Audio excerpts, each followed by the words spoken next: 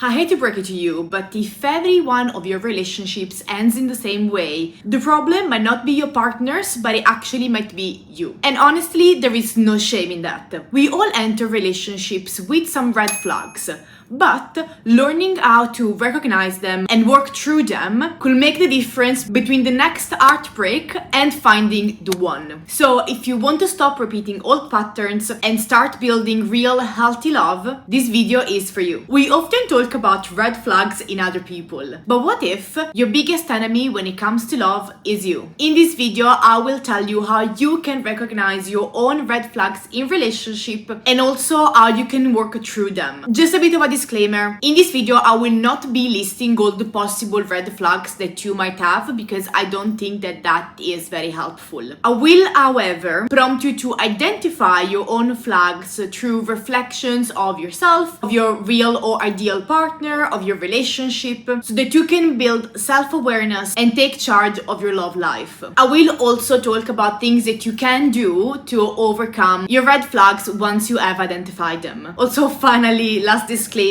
in this video, I will be mainly referring to relationships where there isn't anyone that is abusive. The premise of this video is that, yes, we all come in relationships with our red flags, but the patterns I will be talking about are more or less healthy one. If you are in an abusive relationship, if you feel that your partner is very toxic, then this video is not for you. That is a different pair of hands, and you might want to talk with a professional about these problems. I know that abusive relationships are very complex, and I will not expect anyone to find advice about something so difficult online. So in the first part of the video, I will tell you what you need to be more aware of in order to identify your own relationship's red flags. Whilst in the second part of the video, I will go through some actions that you should implement to fix your red flags and start living your dream relationship. So what are you waiting for? Go and get pen and paper so that you can write a bunch of notes. And whilst you do that, hi, my name is Brie. I'm a pre-qualified psychologist working in London and on an exciting path to become a qualified therapist. On this channel, I use lessons from my career as well as from my own personal life to help you become the best possible version of yourself. So if that sounds like something that might interest you, then you might want to subscribe and stick around. As you know, if you've been watching this channel for long enough,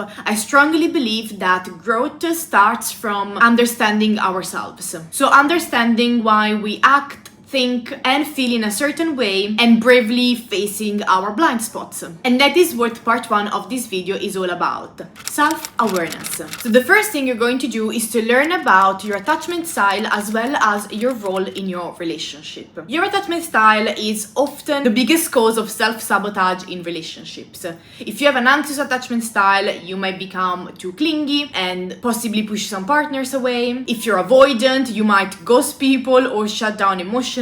So becoming aware of what your own attachment style is literally the first step to fix it. If you're interested, I could make a video about learning about your attachment style. It is something I found deeply fascinating, and I did make a lot of research about that as part of my psychology degree and career. If you might find that valuable, then just leave a comment below and I will definitely work on that. But also, if you want to understand what you're bringing in the relationship and what is your role in the relationship, then something very helpful is to reflect on what you've learned about relationships from your family. In my psychological analysis of the movie It Ends With Us, I talk about the concept of family scripts. That is our tendency to replicate patterns that are or were present in our family. We don't do that consciously, it's more of a subconscious mechanism, and that usually happens because modern brain likes familiarity and she perceives unfamiliar things as dangerous. So what might happen is that we end up trapped in what I like to call a golden cage, that is a cage where we feel comfortable and happy, but that is preventing us from growing, and in this case, preventing us from building a healthy relationship. So think about whether you might be replicating patterns that were present in your family, and think about what you can do to start changing them. If you want to know more about this concept of family script, then I really suggest you to check my It Ends With Us video. I'm going to link it somewhere here. But overall, being aware of your attachment styles and your role in your relationship is the single single biggest thing that you can do to start working on your love life. The second thing you're going to do is to learn about your love language and the love language of those around you. Did you know that there are actually 5 different types of love language, and each one of us possess mainly 1 or 2 of them? You can easily find out what is your love language by taking a short quiz online. And the reason why I feel it is so important to do that is because sometimes we might think that our partner doesn't care about us when they're actually just loving us in a different way. For example, if your love language is words of affirmations, whilst your partner's love language is acts of service, you might not recognize all of the things that they are doing to show you love because you're just focused on that one thing that you're not receiving just because your love languages are different. Understanding how you both give and receive love is key to avoid unnecessary conflict and resentment, and also to improve communication in our relationship. And also, communicating your love language might make your partner more aware of what they need to do in order to show you love in a way that make you feel the most appreciated. Number 3 is learn to celebrate differences and not pathologize them. This is very, very important, and I actually want to talk about 2 different books that I think everyone should read in order to be able to better understand others. The first one is the book Men Are From Mars, Women From Venus. This book opened my eyes in so many ways you can't even understand. In this book, John Gray talked about the differences between men and women and how this can impact relationships. Men and women are in fact different, not because of biological factors, but because we are raised differently, and also unfortunately because of gender stereotypes that are still present in our society. I don't want to give away too much about this book, but there is one concept that I really want to talk about that involves communication. One of the biggest complaints I hear from my girlfriends about their partners is the difficulties that they have whenever they share a problem with them. Most women don't feel heard, and usually it ends up in some sort of conflict. On Venus, so amongst women, we tend to talk about problems just because we want to talk about them. We don't have any specific goal about it, we just like to vent and yap with our friends. This is what we do. We don't expect generally the other person to provide us with solutions, we just expect compassion, empathy, and some sort of emotional or physical comfort. On the other hand, on Mars, so in the men's world, men only share their problems when they're looking for an advice or seeking a solution. So they won't be talking to you just to yap. They will be talking to you because they want some sort of advice about the situation. This is obviously a generalization, which this book of course makes a lot because it talks about men in general and women in general, but from personal experience and what I heard from my friends, this is actually pretty accurate. But of course, if anyone has a different experience, let me know in the comments below. I would be very interested to hear your thoughts about this. But what happens is that when women go to men with a problem, the man starts giving solutions and he feels very proud of himself because he's giving solutions, and that is the way they show love and affection, and that is the way they show they're interested in your situation. However, this is not what we women are looking for. We are just looking for someone to yap to, and this is something that men that have been in relationship for a long time usually learn the hard way, because what happens from this kinds of communication is that women don't feel taken care of. They don't feel like they can talk to their partners. On the other hand, men feel quite frustrated because they don't know what to do. They're giving solution, they are trying to help, but it's just not working. So it causes frustration on both sides and usually may end up in some sort of minor or major argument. This is just a small example, but the book is full of these kinds of scenarios, and this is why I advise anyone that is in an heterosexual relationship or wishes to be in one to read this book so that we can all understand each other a little bit more. Another book that I usually advise people to read is Surrounded by Idiots. This book is not really focused on a romantic relationship, but actually it talks more about work relationships.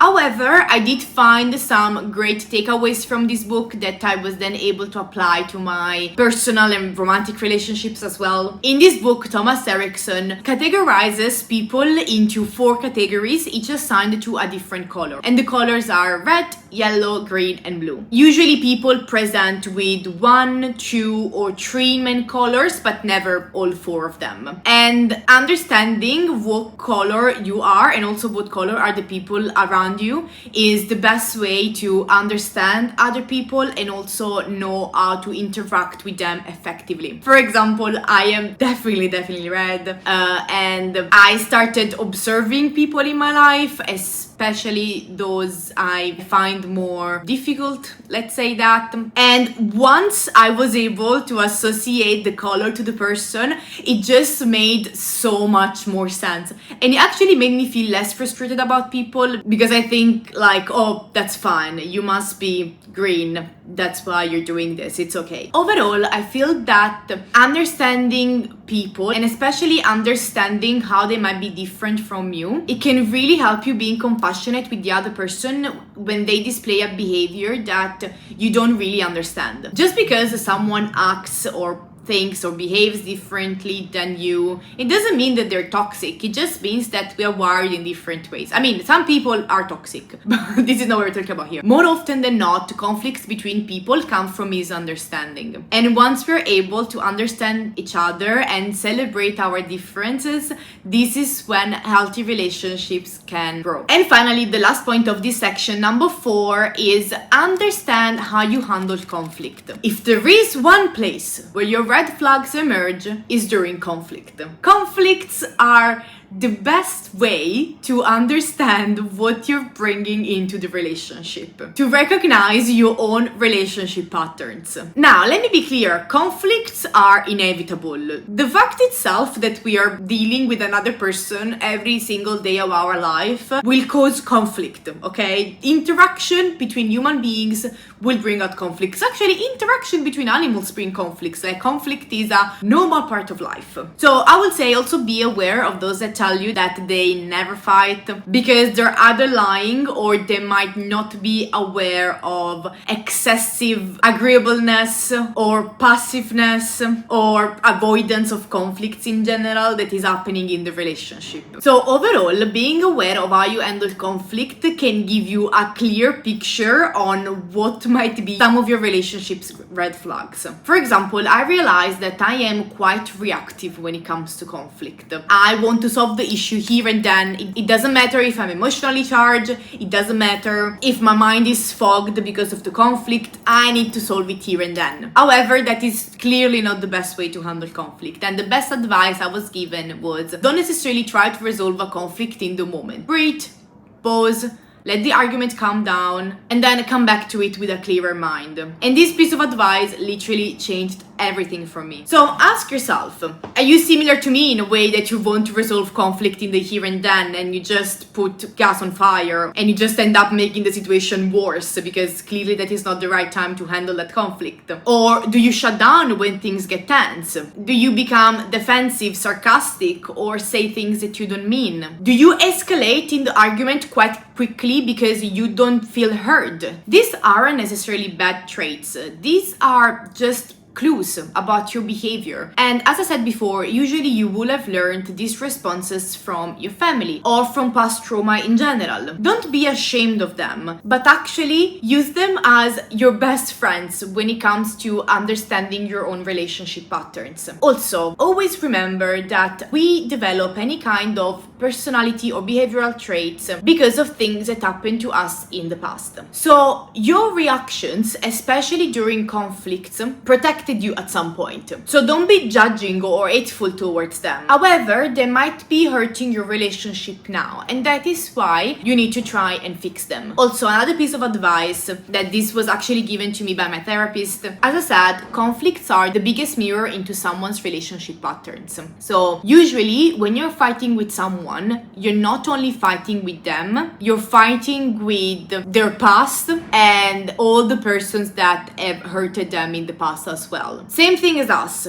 What we bring in the situation is not necessarily about the other person, but it is about ourselves, all of the people that have wronged us, all of the trauma that we suffered. this is what we all bring in conflicts. Understanding this about yourself and about the other person can really help you gain another perspective when argument happens. And it can hopefully help you understand what you still need to work on, either by yourself or if needed in a therapeutic environment. But now let's move on to part 2, because after having developed self-awareness, change can only happen if we take action.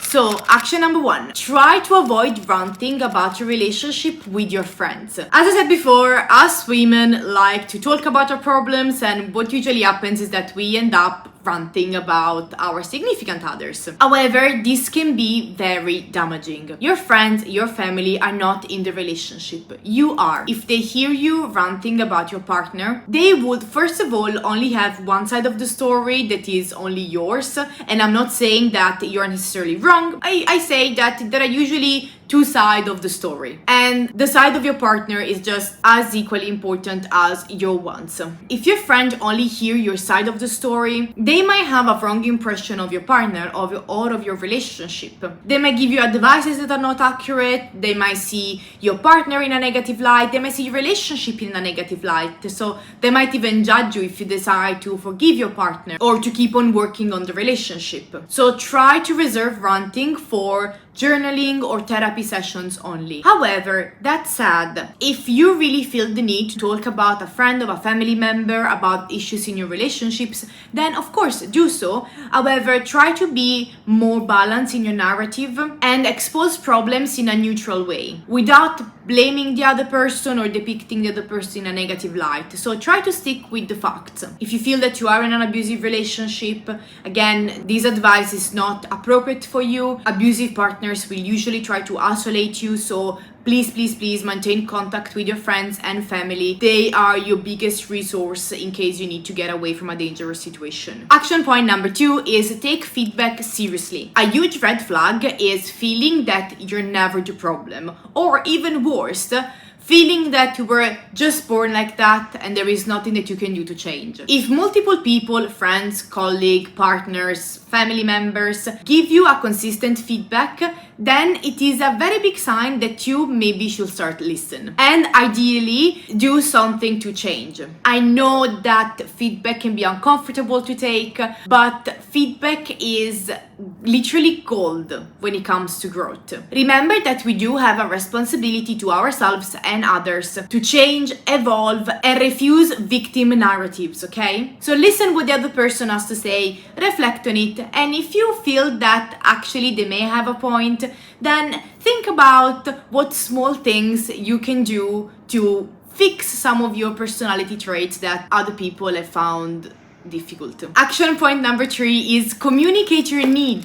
This may be an unpopular opinion, but I hear a lot of people online saying things like, if he doesn't meet your expectation, then just dump him. Spoiler alert, people learn to be in relationships whilst they are in relationships, okay? None of us was the perfect partner in our first relationship.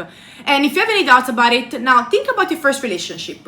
Was it a healthy one? If it was, you're very lucky, but I think that 90% of people would have answered a big no. That is normal because in our first relationship, we are immature, we don't know anything about relationships, and that is usually why things go wrong. But just because we've been in relationships in the past, it doesn't necessarily mean that we know everything about relationships now. We are still on a growth journey, on a self-development journey, and we are here on this planet not only to grow ourselves, but also to help other people grow. And also, expecting someone to meet a need that you haven't communicated is a red flag. Other people cannot read your mind. If you do not communicate your needs to other people, how can you expect them to meet it? If your partner doesn't behave in the way you want them to behave, then just tell them. Generally, people are decent, and usually partner want to make you happy. If you communicate your needs to your partner, they will make an effort to change their behavior. Of course,